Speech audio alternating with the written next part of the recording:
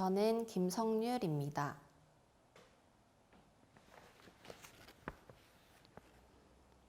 제가 이 수영에 몇 대를 살았는지 문헌도 없고 모르지만 이 수영 야류를 찾아내신 분이 최한복 선생님이라고 계셨습니다. 그분께서 어렸을 때 저를 보고 성률아, 너는 수영에서 최고로 오래 지낸 집안이다.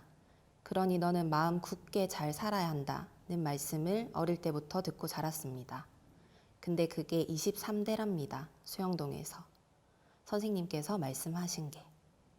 근데 이제 젊었을 때는 군에 가고 월남도 다녀오고 직장을 가지고 먹고 살기 바빠서 살다 보니까 잊어버리고 살았었지요. 근데 어느 날 수영 야류 장학생을 선발한다는 소리를 보존협회에서 들은 게 아니고 어디서 제가 들었어요. 그래서 직접 찾아봤습니다. 이후에 나도 장학생으로 35살에 지원했습니다. 내가 수영 야류를 꼭 책임져야 되겠다는 것보다도 우리 조부님이 농사를 크게 지으면서 늘 마당이 있었어요. 가을 거지가 끝나고 나면 농한기 때는 아무것도 없지 않습니까? 그때 그 마당이 넓으니까 우리 조부님이 청년들을 불러가지고 지신 밟기, 사물을 가르치는 것을 어릴 때부터 봤습니다. 귀로 듣고 눈으로 보고 따라서 흉내만 내고 다녔었는데 커서 이래 보니까 생각도 나고 내가 이걸 지켜야겠구나 그런 마음도 들고 또 내 자신이 다른 것보다 더 좋아서 수영 야류를 이렇게 하게 됐습니다. 저는 김성률입니다.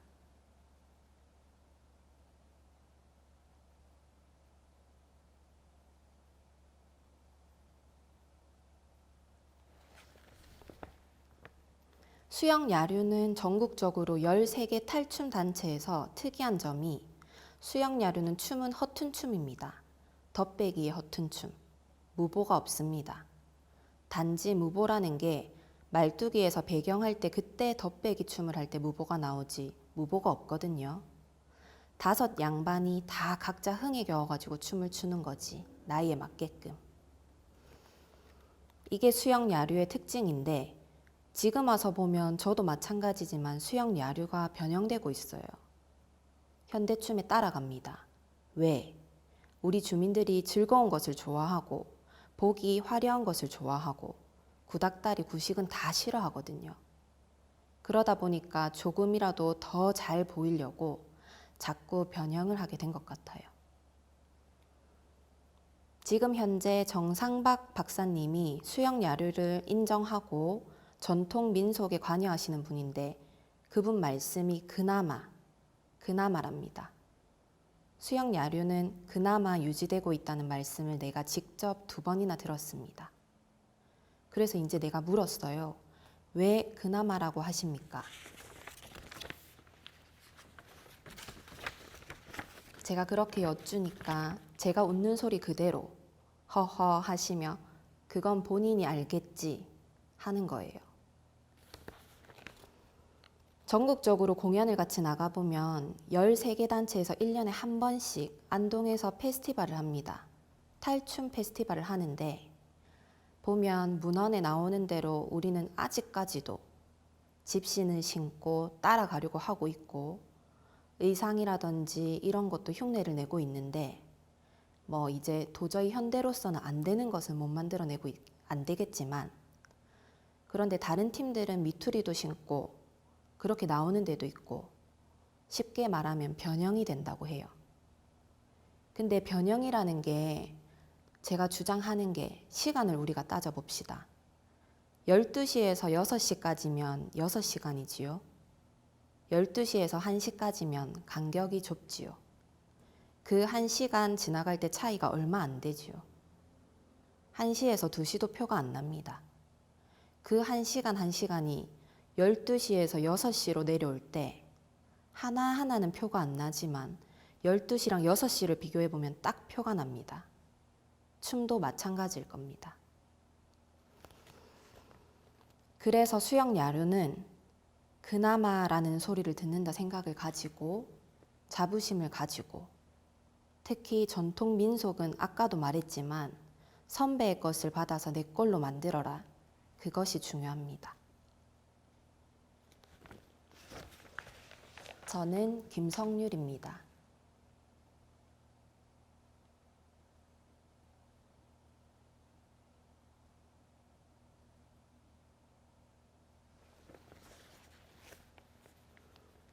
예술가라고 하면 아직까지는 그 말을 쓰는 것이 부족하다 생각이 들지만 있는 그대로 자연스럽게 지내는 게 뭐 중요하겠지요. 근데 이제 그 개인이 하는 사람들을 보면 어떤 특이한 사람을 보면 예술가라고 표를 알게 모르게 내는 사람들 있지요. 내가 내 뭐 하면서 표는 안 내는 게 좋다. 자연스럽게 가는 게 대신에 그 열의는 가져야죠. 열의는. 제가 후배나 제자들을 가르칠 때 나는 무조건 잘한다 해주고 절대 못한다 소리는 절대 안 하고 살짝 개인적으로 뭐 잘못된 게 있으면 요래라 저래라. 단 한꺼번에 있을 때는 단체가 연습한다 아닙니까? 한 사람 지적하는 것보다도 야단치지 말고 가르칠 때는 그렇게 가르쳐야 해요. 내년부터는 안 하려고 하는데 강습도 그렇게 해야지 안 그러면 후배들이 안 따라옵니다. 누가 날 가르친 건 없어요. 아무도 없었습니다. 근데 내가 당해보니까 아, 이건 아니더라. 그걸 느끼고. 왜냐하면 처음에 내가 오래전에 여기 보존에 들어오고 나서 없었습니다. 내가 왼손잡이입니다. 왼쪽빼기가 되어가지고 내밖에 없었어요. 그래서 내보고 북치라, 장구치라 안 하는 거예요. 그러다 보니까 1, 2년이 흘러도 안 돼. 지인이 남천동 학원 냈다고 해서 학원 같은 데 가봤어요. 가보니까 악보를 주면서 사물은 악보가 있기는 있어야 하지만 여기 학원은 없어도 되거든요. 같은 장단 2가지 뿐이거든요. 근데 그걸 무슨 이래 치니 저래 치니 잘 치니 못 치니 그래 놓고 나가쁘고 내가 3일 가다 안 갔습니다. 니는 안 되겠다 강습법이. 니가 틀렸다. 내 혼자 생각하고. 또 어디서 내가 그런 걸 느꼈냐 하면 내가 군 제대하고 공무원 생활하면서 충무동의 큰 볼링장에 볼링을 배운다고 갔는데 가리키는 사람이 와 그래 많노. 처음 들어가니까. 이 사람은 이래 해라. 저 사람은 저래 해라. 내보고 내를 호구로 보고 가르치려고 하는 거야. 이러면 안 된다 뭐 어쩌고 하는데 한 사람은 그래 안 하는 거라. 그냥 던져봐라. 처음 배웠는데 잘하네. 아 잘하네. 그 소리에 내가 오 이거구나. 사람을 다루려면 이렇게 해야겠구나 느꼈어요. 어느 정도 다음에 선배가 될 거 아닙니까? 손이 와 그렇노 하는 게 이상하다 할 필요 없어요. 한 사람만 지적하지 말고 여러 사람 있는 데서 내가 시범을 보이는 기라. 시범 보이려고 하면 그만큼 내가 자신이 있어야 하거든요. 그러면 따라오게 되어 있어요. 저는 김성률입니다.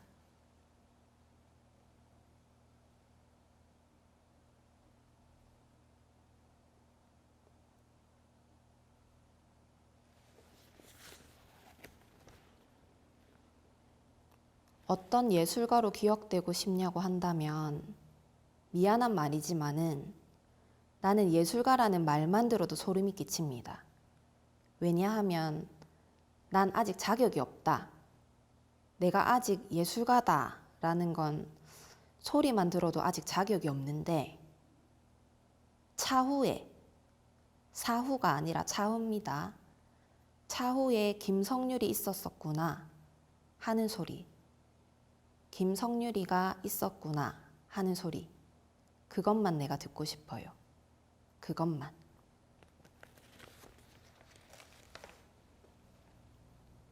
저는 수영동에 살고 있는 수영야류 예능 보유자 김성률입니다.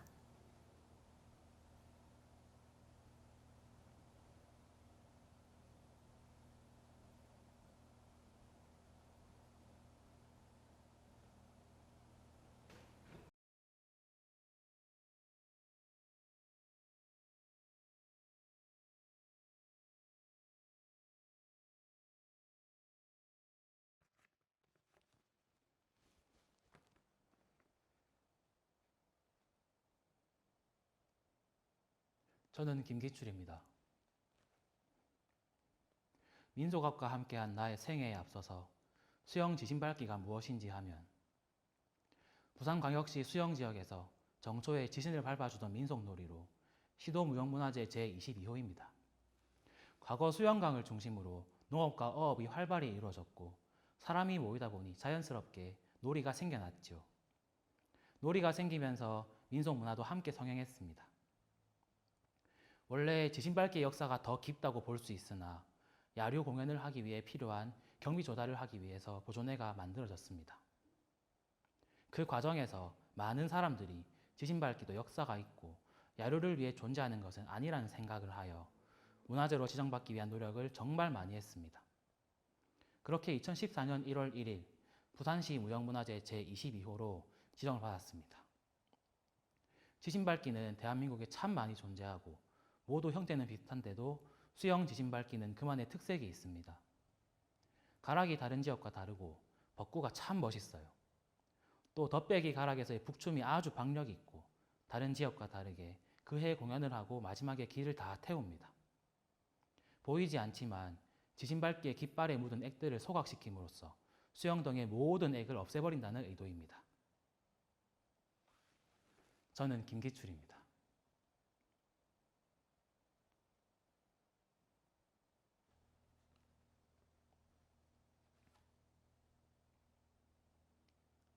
저는 울산시 울주군에서 태어났습니다. 돌아가신 아버지께서 풍물을 참 잘하셨어요. 군 내에서 아버지가 장구 치고 깽가리 치고 상모 돌리는 것을 제일 잘하셨지요.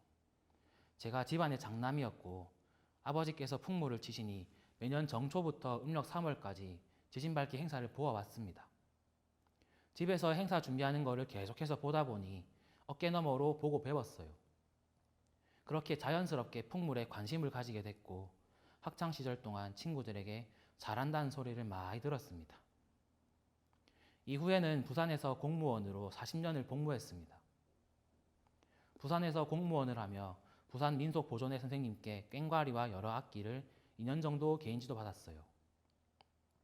그렇게 계속해서 풍물을 배워왔고 남구청에 근무하면서 남구청 풍물패를 만들었습니다.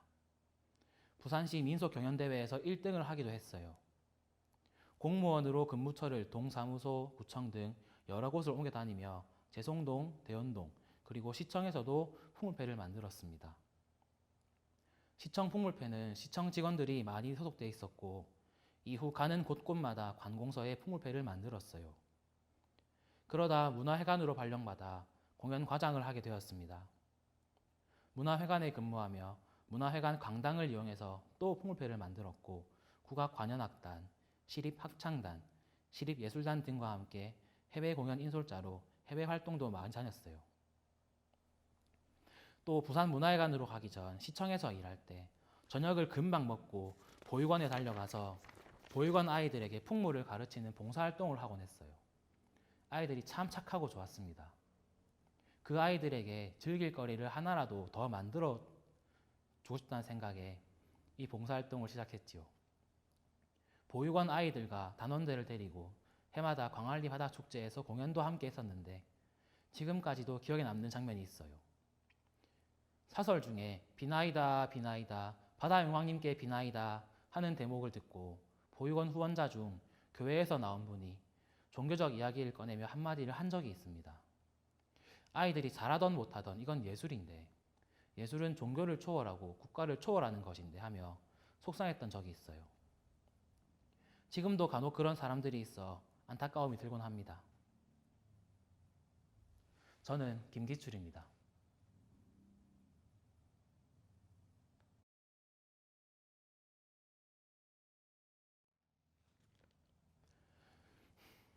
수영민속보존회와 연을 맺은 것은 남구청에서 공무원 생활을 하던 1996년부터입니다. 공무원 생활을 하며 수영민속보존회에 계시는 선생님의 제안으로 가입하게 되었는데 현직 공무원 생활을 하다 보니 한 달에 3번 있는 전수를 모두 참석하기는 힘들었어요. 그래서 중간에 보존회 활동을 잠시 쉬었다가 퇴직을 하고 정식으로 다시 활동을 시작했습니다. 저는 처음에 수영 야류에서 활동을 하다가 수영 지진밟기가 만들어졌고 오늘까지 활동을 하고 있어요. 부산시 퇴직 공무원들 중 가장 즐겁게 멋있게 사는 사람이란 소리를 많이 들어요. 내가 예능 보유자가 되기까지 공연도 많이 했고 지방 공연, 해외 공연을 비롯한 노력을 아주 많이 했습니다. 민속악에 대한 애정으로 열심히 했습니다. 저는 김기출입니다.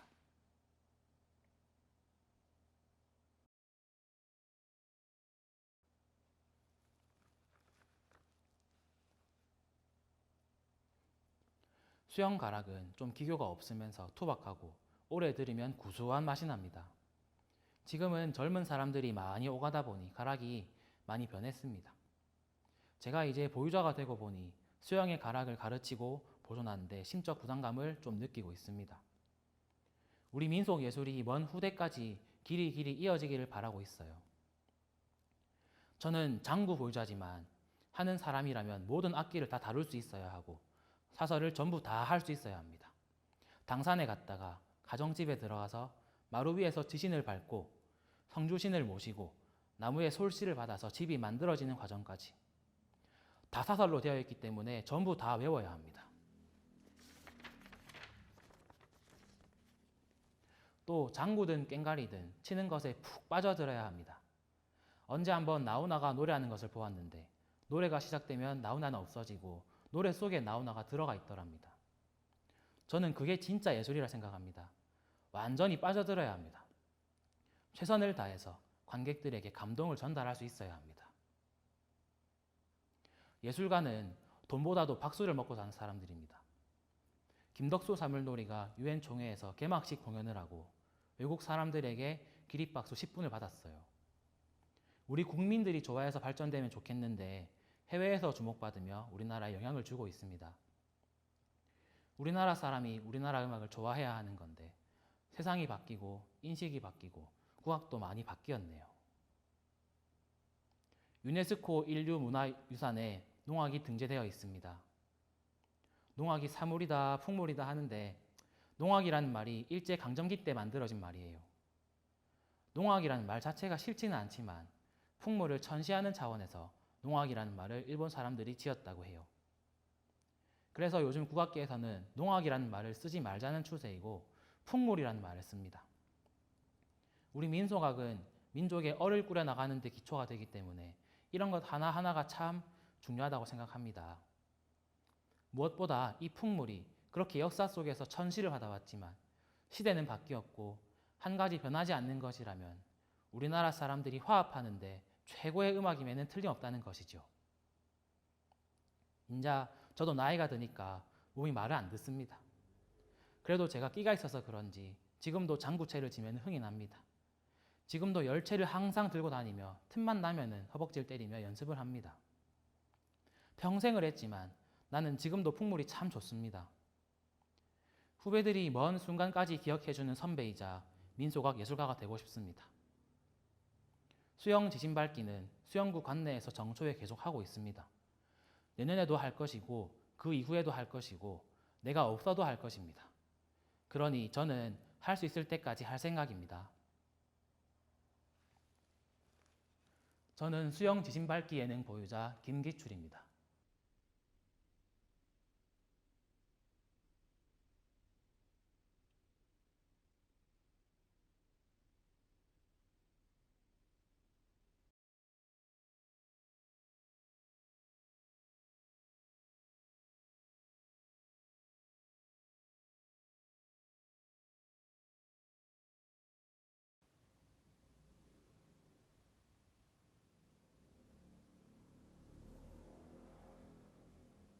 저는 이명애입니다. 제가 자수를 배우기 시작한 건 취미 문화생활이었어요. 대학교를 졸업하고 직장을 구하기 전에 틈이 잠시 있을 때 그때 취미를 가지려 우연히 대연동 여성회관을 찾아갔어요.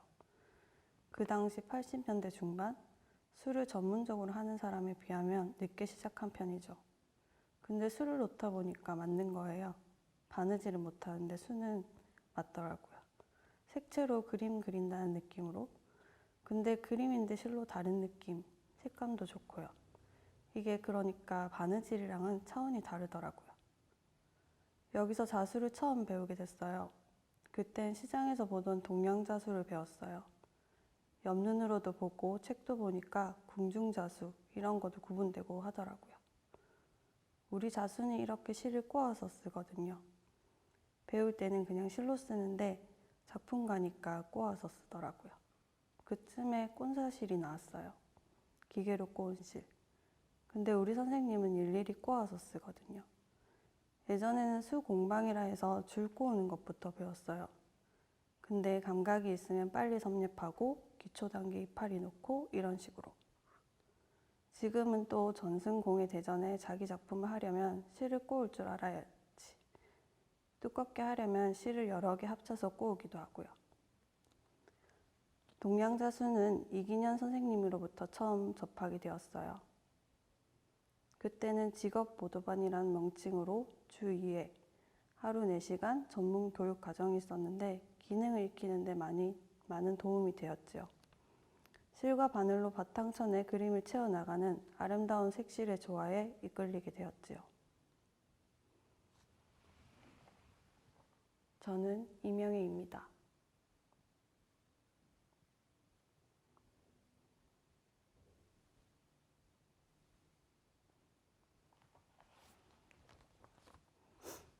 취미로 자수를 시작했지만 어떻게 이수자까지 되었을까 돌이켜보면 그때는 자수에 관한 자료나 책을 쉽게 주변에서 구할 수 없어 도서관도 많이 가고 도서관에 자료가 많이 없으니 나도 모르게 박물관까지 가게 되더라고요.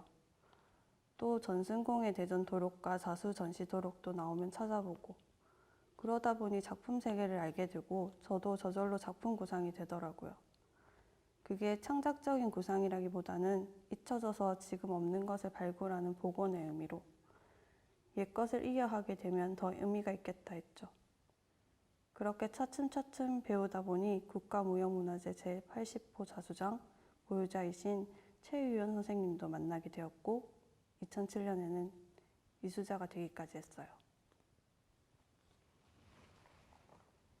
저는 이명희입니다.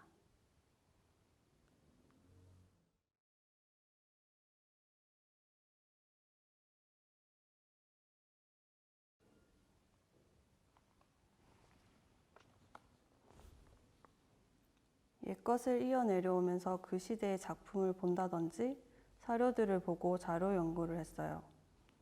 그런 과정을 통해서 기법을 알기도 하고 그 시대의 색을 추정해서 색을 뽑기도 하죠. 그리고 예전에 내려오던 것을 제 시각에서 바꿔보기도 해요. 예전에서 찾는다 하더라도 남이 못 보던 것을 찾는 것도 중요하니까요. 그중 불교에 관심을 가지면서 자수와 연관해서 보게 되었어요. 불교 문화와 문화재 공부를 위해 1년 과정 통도사 박물관 대학 교육과정을 이수하면서 우리의 전통 문화와 자수에 애정을 가지게 되었어요. 그 뒤에 나의 문화유산 답사기 책이 나오면서 여러 단체를 통해 불교 문화 기행을 다니게 되었어요. 그러면서 불교회와 불교 건축 등을 실제로 접할 수 있었고 그러면서 인문학적으로 시야가 넓어졌죠. 자수를 위해서만 다닌 것은 아니지만 그런 경험들이 이론적 바탕이 된 것 같아요. 작품에 영감을 받는 바탕이 된 거죠. 그래서 그쪽으로 자료를 많이 찾아보면서 원래 작품에 나타나는 형식에 얽매이지 않고 저만의 시각으로 도식화해서 표현하기도 해요. 원본에 자세히 나타나지 않은 부분들은 책에서 자료를 찾아서 완성도 있게 도안해서 수를 놓기도 하고요. 전통을 그대로 고수하는 것도 중요하고 그것에 영감을 받아 저만의 불교적인 의미를 담는 것도 중요하다고 생각해요. 그러려면 계속해서 수에 대한, 불교에 대한 공부를 하는 것이 중요하다고 봐요. 그러니까 무슨 작품을 하더라도 문학적인 소양이 없으면 그만큼 책을 많이 봐야 해요. 이렇게 형식을 다양하게 생각하면서 섬유 조형에 대한 공부도 하게 되었어요. 기본이 되는 재료의 변화를 직접 만들게 되면서 자수와 연결을 시킬 수 있었어요. 그리고 협업의 기회도 많이 주어져서 다른 분야와의 연결도 경험했어요. 한 분야에서만 아니라 여러 분야들이 서로 소통되어 접목되는 방식은 재미있는 경험이었어요. 평소 우리 전통을 현대화하는 디자인에 관심이 많았는데 이러한 경험으로 다시 돌아가서 저의 작품을 할 힘이 생겼던 것 같아요. 그래서 전통을 계승하고 보존하는 프로젝트에 꾸준히 참여하고 있고 이수자를 중심으로 젊은 생활문화 동호인들이 모여 자수가 어렵다는 편견을 없애고 전통 자수의 멋과 아름다움을 알리려고 하고 있어요. 차츰 한국의 무형문화유산을 찾는 사람이 많아지면서 우아하고 섬세한 전통 자수는 세계인의 관심의 대상으로 주목받고 있죠. 하지만 정작 우리의 현실은 무관심으로 인해 우리의 자수 문화가 오히려 일본이나 외국에서 관련 서적이나 재료들을 역수입하고 있는 안타까운 상황이죠. 그래서 저는 다방면에서 활용 가능한 전통 자수를 기능 경기대에 부활시키고 싶어요. 그렇게 해서 자수 기법을 널리 전수시키고 현대인의 정서와 지적 요구에 맞춘 전통 무늬의 색채, 기법 등을 연구해서 자수 연구 교재 개발과 대중화 교육을 하려고 해요. 우리의 전통 자수를 시대에 맞게 현대적, 세계적인 시각에서 표현하여 모두가 공감할 수 있도록 한국적 이미지의 디자인 개발도 하고요. 저는 임영애입니다.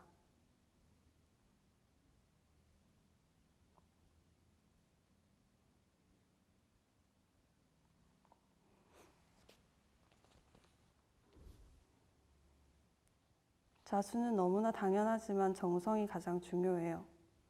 작품을 통해서 가장 잘 드러나는 부분이기도 하고요. 정성이 들어가려면 시간을 얼마나 투자하는가도 같이 따라가는 거겠죠? 자수는 일회성이 아니라 지속성이 있어야 해요. 꾸준히 인내심이 필요한 작업이죠. 다른 예술 분야보다 기법 익히는 것이나 작품의 완성도가 있기까지 정말 긴 시간이 필요하니까요. 그래서 그런지 꾸준히 이어가는 사람이 별로 없어요. 80년대 초 우리나라 사람들이 힘든 걸 어려워하고 임금도 올라가고 하니까 우리 전통 문화, 공예 이런 것도 중국 등으로 많이 갔어요. 그러다 보니 우리나라에 있던 진짜 훌륭한 분들이 생기가 어려워 그만둔 분들도 많고 계속 이어져 오는 사람들은 힘들게 해왔죠.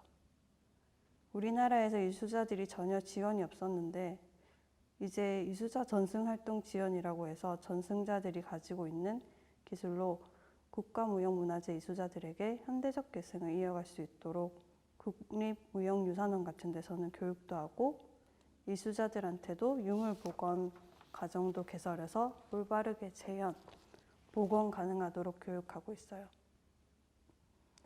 자수가 시간을 투자한 만큼 돈벌이가 안 된다든지 어느 단계까지 올라가기 위해서는 시간이 많이 걸리는 이유로 하는 사람이 많지 않지만 그렇기 때문에 희소성이, 예술적인 면이 있는 것 같아요.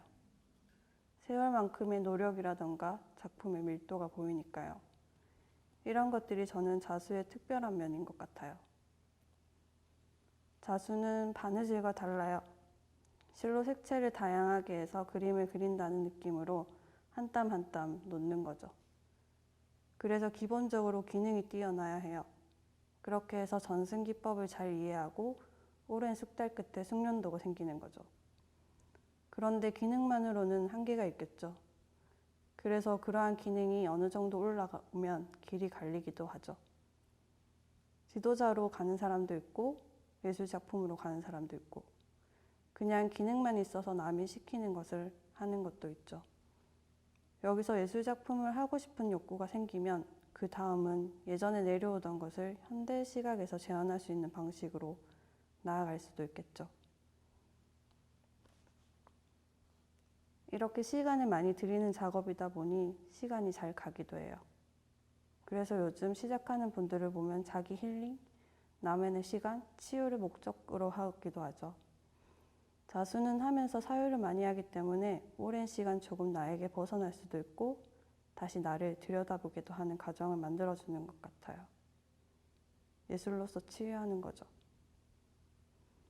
실이 뭔지는 모르지만 인연하고 관계 있지 않을까 해요. 저는 남촌동에서 예언 전통 자수연구원을 운영하고 있는 자수장 이수자 임영애입니다.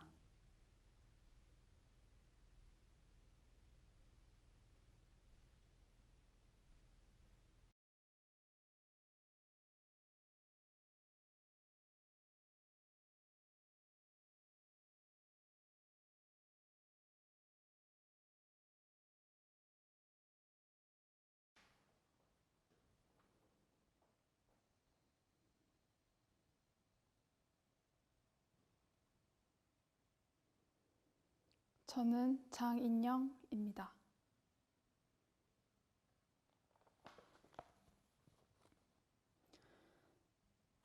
나는 원래 시골은 충남 예산인데 예산 광시라고 아주 산골이에요. 제가 시골서 형편이 안 좋아 중학교도 못 다니면서 내 속만 썩이다가 죽어도 밖에 나가서 빌어먹어도 되겠다 싶어서 머슴살이도 하고 서울로 무임승차했지. 그때가 바로 6.25 동란 끝난 직전인 거야. 말하면 뭐해. 그래서 굶기를 밥 먹듯 하고 깡패들하고 싸움도 많이 하고 많이 맞기도 하고. 그러다 어느 날 신문을 보니까 건국대학교라고 우리 들어갈 때 정치대학교에서 이름이 바뀌었어요. 한양고등학교 다닐 때 신문을 보니까 정치대학교에서 잠자리를 제공해 준 데가 있더라고. 그래서 가보니까 걸렸어. 소위 말하는 장학생인 거야. 그래서 가만히 생각해 보니까 입학금만 대주면 어떻게든 될 것 같긴 하거든. 그동안에 내가 노력해서 살아왔으니까. 그때까지 시골에 한 번도 못 갔거든. 그래가지고 시골에 편지를 했더니 우리 형님이 네가 대학에 입학했냐? 그러면 논이라도 쌀이라도 팔아서 대줘야지. 그래서 등록금만 대주시면 하겠다. 쌀을 6가마인가 10가마 팔아가지고 대학 등록금을 내고 건국대학 졸업하고. 그때 내가 변호사가 꿈이었어. 그래서 사법고시를 쳤지. 절에 들어갔지. 3년 정도. 일 좀 하고 밥 얻어먹고 공부를 하다가 몇 년 실패하고 나더니 참 한심하더라고. 그래가지고 떨어지고 해서 먹고 살 길이 없어. 취업하려니까 취업도 안 돼. 회사도 없고 공장이 없으니까. 그땐 우리나라 많이 가난했어. 산에 가서 소나무 껍질 벗겨 먹고. 지금이야 말이 이렇지 실제로는 더 비참했어요. 친구가 부산에 하나 있는데 머리도 식힐 겸 부산에 내려오너라 이러길래 가방 하나 메고 온 거야. 가만히 바다를 보니까 바닷가에 있으면은 굶어 죽지는 않겠는 거라. 그때 먹고 사는 것보다 굶는 게 문제였으니까. 편안히 보니까 바다에 미역도 있고 파래도 있고 굴도 있고. 서울로 올라갈래 물어보기에 그냥 부산에 있고 싶어. 그래서 방법을 찾아보자 해서 초등학교 가정교사를 했지. 부산에 와서 가정교사를 하다가 남해로 갔었지. 남해 고등학교에서 영어교사 일을 하다가 붙잡는 걸 뿌리치고 부산으로 왔어. 그래서 첫 정착한 곳이 수영구 밀락동이었다가 지금 수영동으로 옮겼지. 삶의 우여곡절을 10분의 1도 말 안 했거든. 내 인생에 대해서 쓴다면 그것만 해도 굽이굽이 아마 꼬박 3일은 이야기해야 할 거야.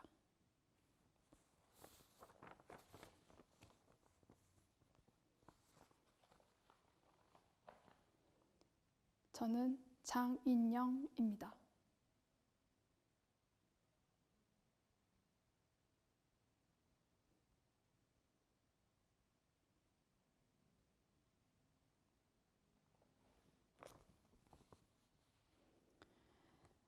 내가 미술을 하게 됐을 때 특별히 내가 선생을 모시고 그런 건 없고 수영에 살면서 수영보건소 앞쪽에 그때는 건물들이 없었고 막사가 있었는데 거기에 서울에서 그림 그리다 오신 분이 있었어요.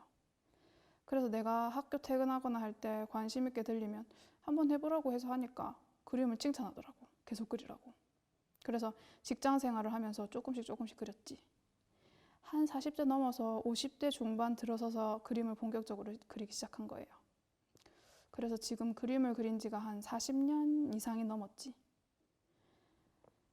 그림이 내가 그리는 그림은 처음에는 인물화, 산수화, 좀 종합적으로 그림을 그리다가 이제 해외에 나가보니까 여행 겸 갤러리나 미술관을 빌려서 전시를 하고 시간이 나면은 전시하면서 관광하고 그랬는데 거기 예를 들면 베를린 미술관이나 독일 미술관에서 전시하는데 한 20년이 넘었네요. 그때만 해도 한국 전통 산수와 동양화 먹으로 그린 스타일로. 그러다 한국적인 그림과 독창성을 나타내면서도 해외에 나가서도 대학 요건이 될 수 있는 것을 고민하다가 우리나라에서 전통적으로 고려시대 벽화라든지 장생도의 냄새가 많이 섞여 있는 것을 생각했어요. 그게 바로 십장생이거든, 한국적인. 그래서 이걸 묵화나 체력화로 하던 걸 재료를 바꾸고 물성과 타개해버리고 한 거예요. 내 대표작으로는 십장생도가 있어요. 화려하고 이야깃거리도 많은 것 같고 나름대로 10가지 이상의 동식물들이 깊은 의미와 내용을 가지고 있어요. 고구려 벽화도 십장생의 일종이지. 그리고 십장생을 그릴 때 해와 달을 같이 그리는 것은 음과 양, 천지지간 만물 모든 것이 음과 양의 조화에 의해 생성되고 소멸하고 죽는다는 그런 관계가 철학이 굉장히 깊은 거야. 십장생이. 근데 나는 그 십장생의 이미지를 완전히 기하학적으로 구성해서 서양화식으로 재료, 구성, 채색 및 볼륨, 마띠에르 효과를 생동감 있게 창작했지요. 내가 마띠에르 효과를 내기 위해서 닭종이라고 찾아서 공장에 가서 주문을 했어요. 이게 온도, 습도를 자동적으로 조절을 하게 되면서 오래 가요. 아마 내가 우리나라에서 최초로 이런 식으로 닭종이를 시도했을 거예요. 또 돌가루도 사용하고 여러 가지로 그리는 거죠. 그게 아마 차별성 있고 특별성이 아닌가 합니다.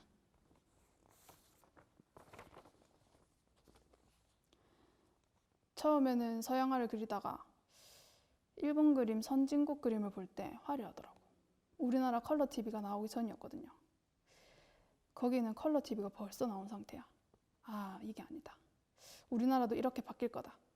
그리고 여러 가지 정신적으로 욕구 불만이 많아가지고 확 발산하고 싶고 그래서 화려한 색채를 쓰기 시작했어요.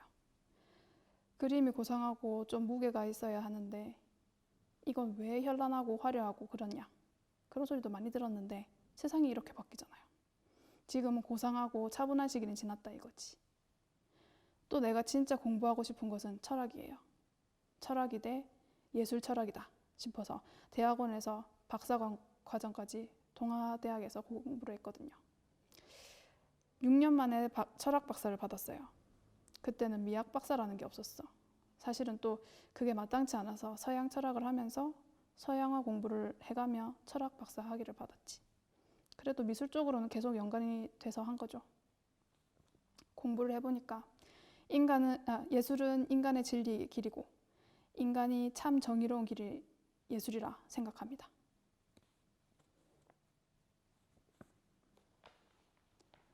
저는 장인영입니다.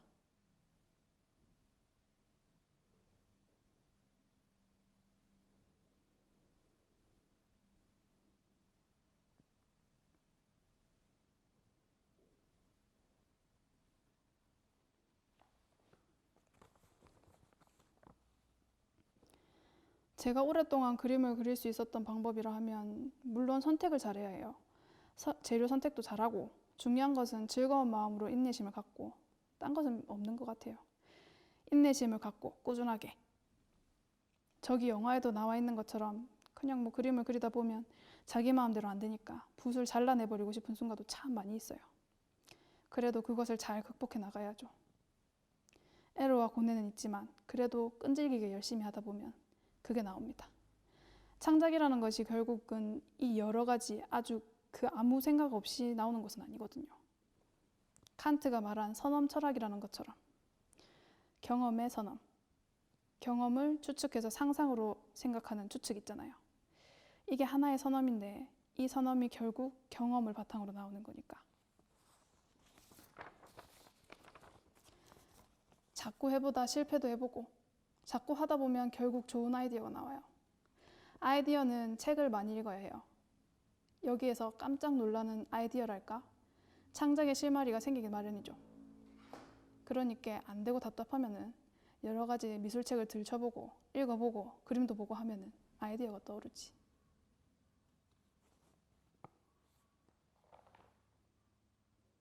저는 장인영입니다.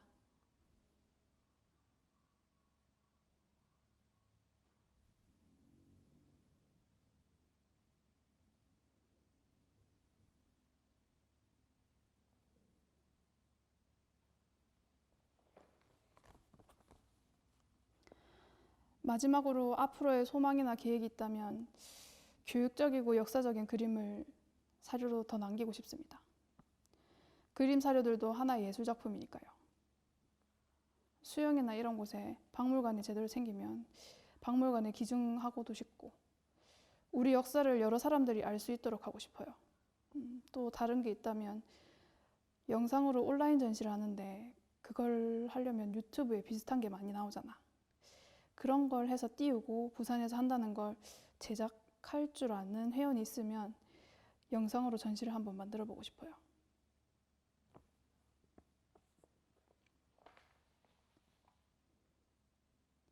저는 수영동에서 회화 작업을 하고 있는 장인영입니다.